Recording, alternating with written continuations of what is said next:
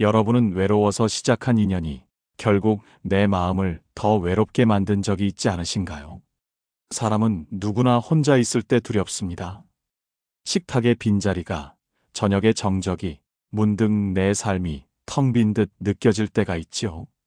그때 누군가의 손을 붙잡고 싶습니다. 그래, 외로움보단 낫겠지. 그 한마디로 관계가 시작됩니다. 하지만 세상에는 외로움을 덜어주는 사람도 있지만 내 삶을 좀먹는 사람도 있습니다. 그 차이는 미묘해서 처음엔 잘 보이지 않습니다. 친절로 다가오지만 나중엔 나의 기준을 무너뜨립니다. 웃으며 손을 잡지만 그 손끝엔 계산이 숨어 있습니다. 정약용은 이런 사람을 일찌감치 경계했습니다. 그는 말했지요. 사람을 사귐에 있어 반드시 세 가지를 살펴라. 그가 의를 따르는가, 그가 이익을 좇는가, 그가 허명을 좋아하는가. 정약용은 벗과의 관계를 인생의 절반이라 여겼습니다. 그러니 벗을 잘못 만나면 그 절반이 어두워진다고 했지요. 그가 살던 시대는 신분의 벽이 두텁고 의리보다는 이익이 앞서던 혼탁한 때였습니다. 그 속에서 그는 사람의 진심보다 겉에 예의로 가득한 인간들을 너무 많이 보았습니다. 그는 한탄했습니다. 사람의 말은 꿀처럼 달아도 속은 칼날과 같도다. 그래서 그는 말보다 마음, 명예보다 실천, 친함보다 발음을 택했습니다. 우리가 외로울 때 가장 흔히 하는 착각이 있습니다. 나를 이해해주는 사람이라면 좋은 사람일 거야. 하지만 그건 반쯤 맞고 반쯤 틀린 말입니다. 나를 이해해주는 사람일지라도 그 이해가 공감에서 온 것인지 아니면 조종하기 위한 것인지 살펴야 합니다. 정약용은 벗을 고르는 법을 논하며 이런 말을 남겼습니다. 함께 가난을 견딜 수 있는가, 함께 부귀를 나눌 수 있는가, 그로써 벗됨을 알 수 있다. 외로울수록 우리는 함께 웃어줄 사람을 찾습니다. 하지만 더 중요한 건 함께 가라앉지 않을 사람을 찾아야 한다는 겁니다. 나의 슬픔을 핑계로 타인의 욕망을 받아들이면 결국 그 외로움은 두 배로 돌아옵니다. 오늘날 우리는 수많은 사람 속에 있습니다. 대화방이 있고 모임이 있고 관계망이 있지만 그 안에서 진짜 마음은 오히려 줄어들었습니다. 그럴 때일수록 정약용의 지혜는 다시 빛이 납니다. 벗은 거울과 같아야 한다. 나의 어리석음을 비추고 나의 허물을 일깨워야 한다. 진짜 친구는 내 자존심을 다치게 하지 않으면서도 내 잘못을 말해주는 사람입니다.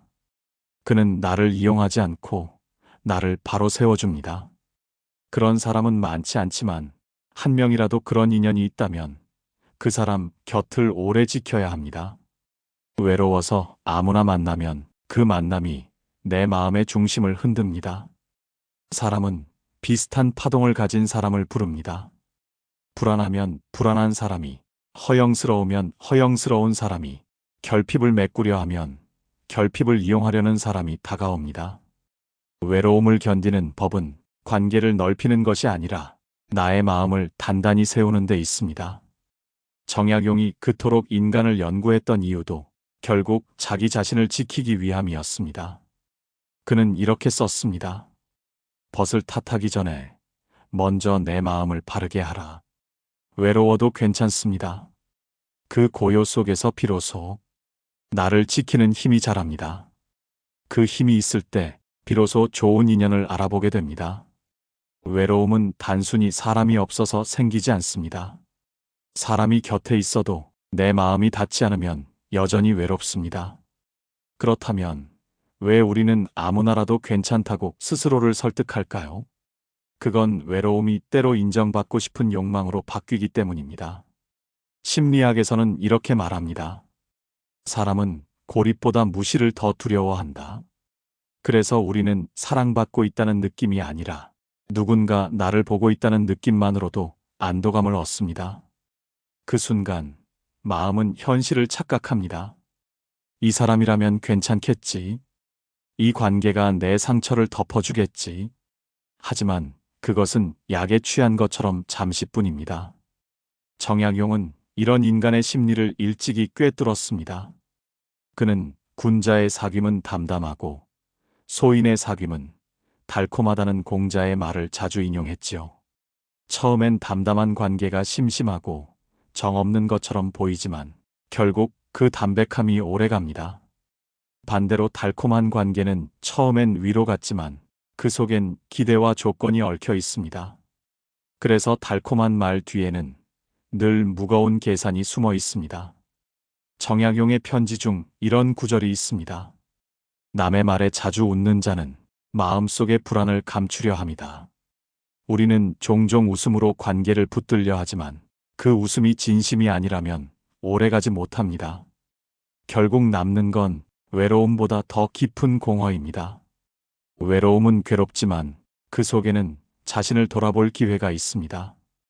반대로 아무나라도 좋다는 생각은 그 기회를 빼앗아 갑니다. 진짜 위험한 건 외로움이 아니라 외로움에서 도망치려는 마음입니다. 한번 생각해 보세요. 내가 누군가를 찾을 때 정말 그 사람의 인간됨을 보는가? 아니면 내 결핍을 채워줄 도구로 보는가?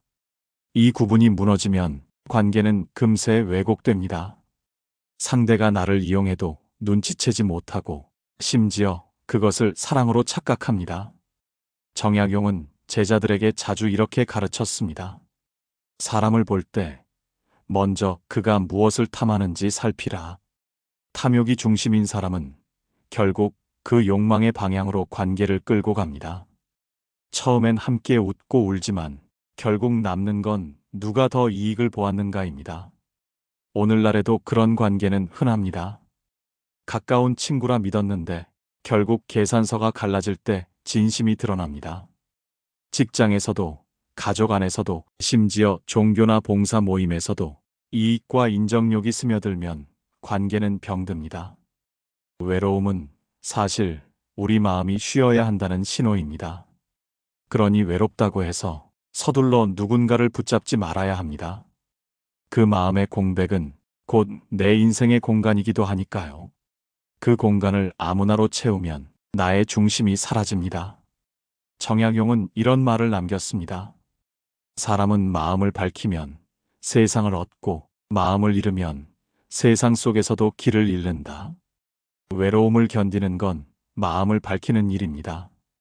그 고요한 시간 속에서 나를 바로 세우면 그 다음에 맺는 인연은 훨씬 깊고 단단해집니다. 정약용은 평생 수많은 사람을 만났습니다. 벼슬에 있을 때는 아부하는 자들이 그를 따랐고 유배를 당했을 때는 거의 모든 이가 떠났습니다. 그 고비마다 그는 사람을 가려보았습니다. 누가 진심이었는가, 누가 상황에 따라 변하는가. 그가 유배지 강진에서 남긴 기록에는 그의 인간관계 철학이 가장 잘 드러납니다. 벗이 찾아왔을 때 그는 이렇게 썼지요. 이 길 먼데 발걸음 무겁지 않겠는가. 내가 그 마음을 안다. 그리고는 덧붙입니다. 그러나 그 마음이 세속의 바람에 흔들리지 않기를 바란다. 그가 말한 세속의 바람이란 권력과 이익의 냄새를 뜻했습니다. 한때 그와 가까웠던 이들 중 많은 이가 권세가 사라지자 등을 돌렸습니다. 그때 정약용은 사람이란 참 쉽게 드러나는구나 라고 적었습니다. 위로받고 싶을 때 함께 있어준 사람이 아니라 내가 아무 가치 없어 보일 때도 그냥 옆에 있어준 사람. 그가 진짜 벗이라 했습니다. 정약용에게 그런 친구가 있었습니다. 그 이름은 황상. 유배 시절 그는 몇 안 되는 벗 중 한 명이었습니다. 황상은 정약용에게 끊임없이 책을 보내주고 편지를 주고받으며 서로의 마음을 붙들었습니다. 정약용은 그에게 이런 말을 남겼지요. 그대는 내 마음을 잃지 않았으니 내 벗이라 할 만하다. 반대로 그가 멀리한 사람들도 있었습니다. 말로는 도리를 내세우지만 속으로는 명예를 쫓는 자들. 그들은 그가 유배되자 곧 침묵했습니다. 정약용은 그 침묵을 기억했습니다. 벗이 나를 잊는 것은 괜찮으나 그 잊음을 스스로 꾸며 진심이라 하지 말라. 그 문장에는 인간에 대한 절망과 그래도 끝내 사람을 포기하지 않은 그의 고독이 함께 담겨 있습니다. 우리는 종종 좋은 사람을 찾습니다. 하지만 정약용은 바른 사람을 찾으라 했습니다. 좋은 사람은 내 기분을 맞추지만 바른 사람은 내 인생을 지켜줍니다. 좋은 사람은 내 말에 고개를 끄덕이지만 바른 사람은 필요할 때 고개를 젓습니다. 그 차이를 아는 순간 인간관계는 깊어지고 단단해집니다. 정약용은 제자들에게 이런 말을 했습니다. 사람을 볼 때는 그가 웃을 때보다 그가 화낼 때를 보라. 그가 주는 말보다 그가 참는 마음을 보라. 그 말은 인간을 판단하는 잣대이자 자신을 돌아보는 거울이기도 합니다. 우리가 사람을 만나며 실망하는 이유는 상대가 나쁘기보다 내가 기대를 잘못하기 때문입니다. 정약용은 말합니다. 벗에게 기대하지 말라. 다만 자신을 바로 세워라. 기대가 줄면 실망도 줄고 실망이 줄면 관계가 망가지지 않습니다. 강진의 외딴 초가에서 그는 매일 붓을 들며 자신에게 물었습니다. 오늘 나는 어떤 사람을 만날 자격이 있는가? 그는 좋은 사람을 만나는 법보다 좋은 사람이 되는 법을 더 고민했습니다. 그게 그의 철학이었습니다. 오늘 우리의 인간관계도 다르지 않습니다. 누굴 만나느냐보다 내가 어떤 마음으로 사람을 대하느냐가 더 중요합니다. 내 마음이 흔들리면 아무리 좋은 사람도 결국 멀어집니다. 반대로 내 마음이 단단하면 언제든 좋은 인연은 다시 돌아옵니다. 정약용의 삶은 그 증거입니다. 벼슬을 잃고 벗을 잃고 세상의 명예를 다 잃었지만 그는 끝내 자신을 잃지 않았습니다. 그게 진짜 인간관계의 완성이었습니다. 오늘 우리는 정약용의 시대보다 훨씬 많은 사람을 만납니다. 하루에도 수십 명의 얼굴과 이름이 스쳐갑니다. 하지만 마음이 닿는 사람은 드뭅니다. 이것이 현대의 외로움입니다. 사람이 너무 많아서 진짜를 구별하기가 더 어려워진 세상. 정약용은 이런 말을 남겼습니다. 사람의 수가 많을수록 진실은 희박해진다. 그 말은 오늘날에도 유효합니다. 연락처가 많다고 해서 마음의 지지대가 생기는 건 아닙니다. 관계의 양보다 질, 함께 웃는 시간보다 함께 견딜 수 있는 시간을 봐야 합니다. 가족 안에서도 그렇습니다. 혈연이라도 마음이 맞지 않으면 힘듭니다. 하지만 진심이 있다면 때때로 말이 통하지 않아도 버텨집니다. 정약용은 형제 간의 관계에서도 냉철했습니다. 피보다 의리가 앞서야 한다. 그는 가족이라도 불의에 가담하면 엄하게 꾸짖었습니다. 반대로 남이라도 바른 뜻을 지키면 벗으로 삼았습니다. 그의 기준은 피가 아니라 도였습니다. 직장에서도 이 철학은 그대로 통합니다. 능력보다 중요한 건 사람의 마음입니다. 정약용은 벼슬살이 중에도 능력 있는 자보다 바른 자를 가까이 하라고 했습니다. 그는 자신에게 아부하는 자들을 싫어했습니다. 입이 달면 마음은 썩는다. 그의 일기 속 그 구절은 오늘날에도 경고처럼 들립니다. 달콤한 말로 내 불안을 달래주는 동료가 아니라 때로는 쓴소리라도 해주는 사람이 곁에 있어야 합니다. 그런 관계가 진짜 인연입니다. 친구 관계는 더 미묘합니다. 젊을 때는 함께 웃고 나이 들면 함께 견디는 것이 우정입니다. 정약용은 이렇게 썼습니다. 벗이 벗을 위해 꾸짖을 수 없다면 그 우정은 이미 기울었다. 요즘 세상은 불편한 진실을 말하는 친구보다 기분 좋은 거짓말을 해주는 사람을 더 좋아합니다. 하지만 그 거짓말은 결국 관계를 부패시킵니다. 좋은 관계는 서로를 불편하게 할 용기가 있는 관계입니다. 정약용의 인간관계 철학을 현대적으로 바꾸면 이렇게 정리할 수 있습니다. 첫째, 말보다 행동을 보라. 둘째, 이익보다 기준을 보라. 셋째, 달콤함보다 담백함을 믿어라. 이 세 가지가 분별의 기준입니다. 사람이 나를 칭찬할 때보다 내가 약해졌을 때 어떻게 대하는지를 보십시오. 내가 실수했을 때 등을 돌리지 않고 조용히 곁에 있어주는 사람이 있다면 그가 바로 정약용이 말한 의로운 벗입니다. 또 하나, 관계의 바깥보다 안쪽을 들여다봐야 합니다. 정약용은 인간관계의 문제를 언제나 자기 마음에서 찾았습니다. 그는 이렇게 적었지요. 사람이 나를 속였거니 내가 먼저 그를 속이지는 않았는가를 살펴야 한다. 우리는 종종 저 사람이 잘못했다고 말하지만 사실관계를 병들게 한 건 내 무관심, 내 침묵일 때가 많습니다. 좋은 사람을 만나는 비결은 결국 내가 좋은 사람 되는 것입니다. 정약용이 평생 강조한 건 그 점이었습니다. 벗을 가르기 전에 나를 단정히 하라. 그 마음이 진심이라면 세상은 반드시 그 마음과 닮은 사람을 데려옵니다. 외로움을 견디며 홀로 서 있는 시간은 헛되지 않습니다. 그 고요 속에서 우리는 사람을 보는 눈을 얻습니다. 그 눈을 갖게 되면 이제 외로움은 두렵지 않습니다. 그때부터 만남은 선택이 아니라 인연이 됩니다. 사람을 만날 때 가장 어려운 일은 마음을 열되 무너지지 않는 것입니다. 정약용은 이를 두고 의리와 자존의 균형이라 했습니다. 의리는 남을 향한 도리요, 자존은 자신을 향한 도리입니다. 이 둘 중 하나라도 무너지면 관계는 결국 상처가 됩니다. 정약용은 인간관계를 경계의 예술이라 보았습니다. 그는 이렇게 적었지요. 사람을 멀리함은 차갑지 않기 위함이요, 가까이함은 흐르지 않기 위함이다. 그 말은 사람을 완전히 밀어내지도 무턱대고 끌어들이지도 말라는 뜻이었습니다. 우리는 흔히 말합니다. 나는 마음을 다 줬는데 왜 그 사람은 달랐을까?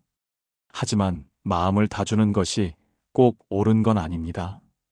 정약용은 마음을 나누되 중심은 지켜야 한다고 했습니다. 마음을 주되 내 기준을 잃지 않는 것. 그게 진짜 성숙한 인간관계입니다. 사람은 누구나 인정받고 싶습니다. 그 마음이 지나치면 타인의 인정에 내 삶이 흔들립니다. 정약용은 그 위험을 누구보다 잘 알았습니다. 그는 권력자에게 잘 보이려는 신하들을 보며 이렇게 일갈했습니다. 타인의 눈에 들려는 자, 스스로 눈을 가린다. 그가 말한 눈을 가린다는 건 자기의 판단과 양심을 잃는다는 뜻이었습니다. 우리가 인간관계에서 자주 흔들리는 이유는 좋은 사람이 되고 싶기 때문입니다. 그러다 보면 옳은 사람이 되는 걸 놓칩니다. 정약용은 언제나 옳음을 기준으로 삼았습니다. 벗이 잘못된 길을 갈 때 그는 조용히 경고했습니다. 벗의 허물을 덮어주는 건 우정이 아니요, 그 허물을 일깨워주는 것이 진짜 사랑이다. 그 한 문장은 인간관계의 본질을 꿰뚫고 있습니다. 오늘 우리의 삶에서도 이 말은 유효합니다. 친구나 가족이 잘못된 선택을 할 때 그저 괜찮아라고 말하는 건 위로 같지만 사실은 무책임한 외면일지도 모릅니다. 때로는 단호해야 합니다. 다정함 속에도 기준이 있어야 합니다. 그 기준이 자존입니다. 정약용은 또 이런 글을 남겼습니다. 사람을 대할 때 마음을 낮추되 뜻은 굽히지 말라. 겸손은 예의지만 굴종은 모욕입니다. 많은 사람이 관계에서 착하게만 굴다. 결국 이용당하고 마음이 다칩니다.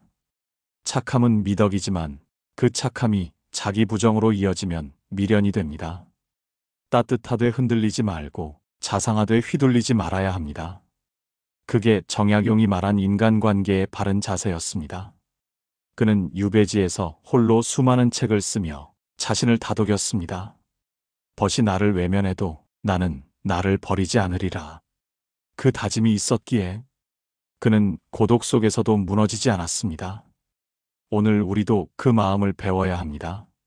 사람이 나를 이해하지 못하더라도 내가 내 마음을 이해하면 됩니다. 누군가 나를 외면해도 내가 내 기준을 잃지 않으면 됩니다. 그 마음을 가진 사람만이 결국 외로움과 관계의 시험을 이겨냅니다. 정약용의 철학은 냉정한 인간관계론이 아닙니다. 그는 인간을 믿었습니다. 다만 믿음의 기준을 세워야 한다고 말했습니다. 믿되 맹목적이지 않고 사랑하되 자기 자신을 잃지 않는 것. 그게 진짜 사람을 아끼는 길입니다. 사람과의 관계에는 반드시 끝이 있습니다. 하지만 우리는 그 끝을 인정하지 않으려 합니다. 한때 마음을 주고받았다는 이유로 지금도 그 사람이 내 곁에 있어야 한다고 믿습니다. 그 믿음이 지나치면 관계는 추억이 아니라 짐이 됩니다. 정약용은 이별을 두려워하지 않았습니다. 그는 벗이 떠날 때마다 이렇게 썼습니다. 떠남은 허전하나 인연은 남는다. 그에게 관계의 본질은 함께 있는 시간이 아니라 그 시간 동안 내가 얼마나 바르게 서 있었는가였습니다. 유배지의 바닷바람 속에서 그는 수없이 많은 작별을 겪었습니다. 누군가는 고개를 돌리고 누군가는 침묵으로 멀어졌습니다. 그때 그는 한 줄의 글로 자신을 다독였습니다. 그대의 떠남에 원망이 없으니 그 또한 나의 공부라. 정약용에게 인간관계는 곧 수행이었습니다. 사람을 통해 배우고 이별을 통해 깨달았습니다. 우리는 흔히 말합니다. 정이 들어서 못 끊겠다. 하지만 그 정이 때로는 집착이 됩니다. 정약용은 말했습니다. 머무를 때는 도리로, 떠날 때는 의리로. 관계를 지키는 것도 용기지만 관계를 놓는 것도 용기입니다. 억지로 붙들면 좋았던 인연도 결국 상처로 남습니다. 정약용은 친구가 권력자의 편에 서자 한동안 마음을 알았습니다. 하지만 끝내 그를 용서했습니다. 그 또한 세속의 바람에 흔들렸을 뿐. 그러고는 단 한 줄만 남겼습니다. 나는 내 바람을 잠재우리라. 그 말에는 원망보다 연민이 담겨 있었습니다. 이별을 받아들인다는 건 상대를 미워하지 않는다는 뜻입니다. 단지 내 마음의 자리를 비워주는 일입니다. 오늘 우리도 그런 이별을 배워야 합니다. 어떤 관계는 더 이상 성장하지 않습니다. 그런데도 우리는 미련 때문에 계속 붙잡습니다. 그 미련이 내 마음을 병들게 하지요. 정약용은 이를 경계했습니다. 마음의 상처를 묵히면 그 썩음이 이성을 해친다. 그는 사람의 감정을 말키는 일을 중히 여겼습니다. 이별의 순간에 울어야 할 눈물은 참지 않고 끊어야 할 인연은 미련 없이 놓았습니다. 그렇다고 냉정했던 건 아닙니다. 그는 끝내 모든 사람을 공부의 거울로 삼았습니다. 배신한 자도 외면한 자도 결국은 자신을 비추는 스승이라 여겼습니다. 남이 나를 버리면 그 또한 내 교훈이니라. 그 말은 이별조차 성찰의 일부로 만든 그의 위대함이었습니다. 관계를 정리하는 일은 다른 사람을 정리하는 게 아니라 내 마음의 질서를 세우는 일입니다.